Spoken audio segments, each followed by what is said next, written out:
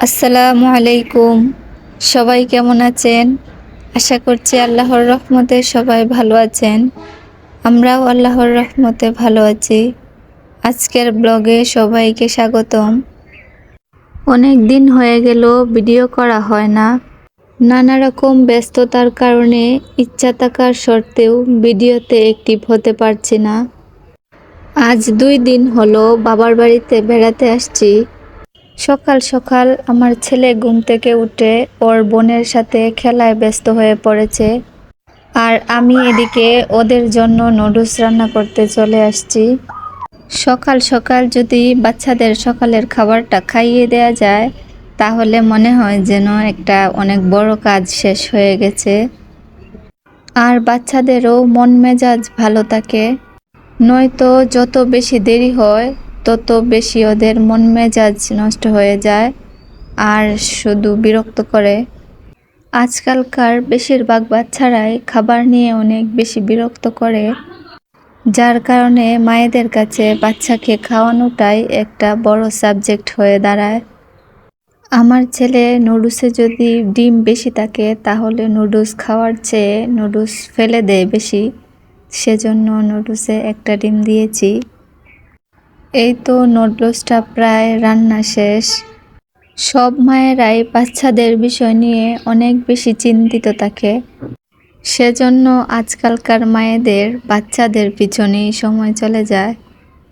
এখন জীবনের সব কিছু সহজ হয়ে গেলেও মনে হয় যে সময় পাওয়া যায় না। একজন মায়ের যে কিভাবে বাচ্চাদের পিছনে সময় চলে যায় তা বোঝা মুশকিল। আর এই সময়ের হিসাব যদি অন্য কেউ চায় তাহলে তো দেয়া অনেক মুশকিল হয়ে দাঁড়ায়।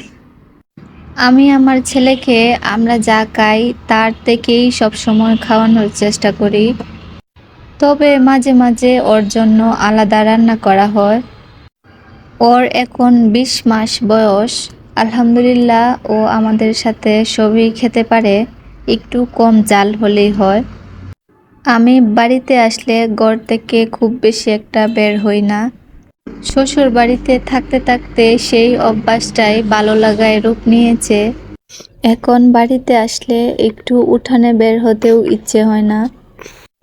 কিন্তু এখন আমার ছেলে, সে মনে হয় আসছেই নানু বাড়িতে ঘোরাঘুরি করার জন্য। যাকেই পায় তার সাথেই ঘুরতে চলে যায়। আর এদিকে ছেলের বাবার ছেলেকে নিয়ে অনেক টেনশন। বাড়িতে আসলে আমি ছেলেকে ভালোভাবে দেখে রাখবো না, আর সেজন্য ছেলে যে কোনো সময় ব্যথা পেয়ে যাবে। এখন ওর মামারাও ঘরে নাই, আর ওর 2 ভাই স্কুলে চলে গেছে, সেজন্য ও খুব বিরক্ত করছিল বাহিরে যাওয়ার জন্য। সেজন্য ওর খালামণি ওকে বাড়ির সামনে নিয়ে আসছে ঘোরানোর জন্য, আর আমিও সাথে আসছি। মসজিদটা দেখলেই অতীতের কথা মনে পড়ে যায়। আগে সকাল হতেই আমরা সবাই মসজিদে চলে যেতাম পড়ার জন্য। গ্রামে প্রায় সব বাচ্চারাই সকালে মক্তবে পড়ে কুরআন শিখে। এখনকার সময়ে হয়তো সব জায়গায় এভাবে পড়ায় না, কিন্তু আমাদের সময় ঠিকই আমরা সবাই মসজিদে যেয়ে সকালে পড়তাম। আর এই বাঁকানো গাছটা দেখেই এখন হাসি পাচ্ছে। আমার ছেলে এখানে উঠে বসে আছে। যে স্থানটা আমাদেরও অনেক প্রিয় ছিল, আমাদের বান্ধবীদের আড্ডা দেওয়ার প্রধান স্থান ছিল এই জায়গাটা, যার জন্য মাঝে মাঝেই আম্মা অনেক কথা শোনাতো। এখন সেসব শুধুই অতীত, যা মনে হয় কখনোই আর ফিরে পাবার নয়, কারণ আমরা কেউই এখন আর সেই জায়গায় নেই। সবার আলাদা বাড়ি ও ঠিকানা হয়ে গেছে। সবাই এখন নিজের সংসার ও জীবন নিয়ে ব্যস্ত। বাবার বাড়ি প্রত্যেকটা মেয়েরই আবেগের একটি স্থান, যেটা বিয়ের পর হয়তো আরো দ্বিগুণ হয়ে যায়।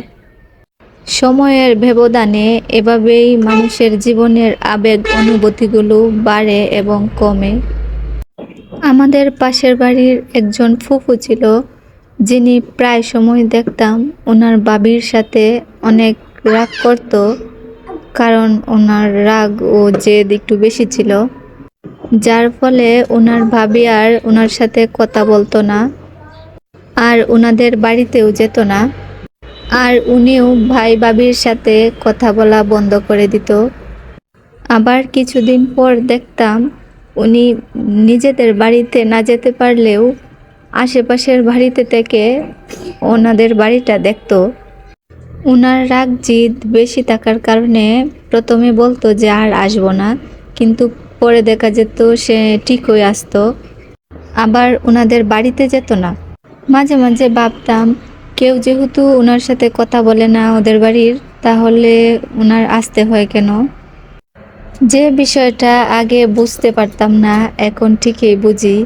উনি তো ওনার বাবার বাড়ির যে মায়া, সেই মায়াটা ছাড়তে পারতো না। প্রথমে যদিও অনেক রাগ করতো, পরে তার মন অনেক কাঁদতো ঠিকই। কারণ বাবার বাড়ির মায়া ছাড়া কোনো মেয়ের পক্ষেই হয়তো সম্ভব না।